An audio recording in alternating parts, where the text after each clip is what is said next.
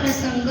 या अभंगातून संत तुकाराम महाराज सांगतात की नेहमी चांगल्या लोकांच्या सहवासात राहिल्याने मनातील वाईट विचार नाहीसे होतात. संत हे आपल्याला योग्य मार्ग दाखवतात व जीवन अधिक शांत आणि समाधानी होते. बोला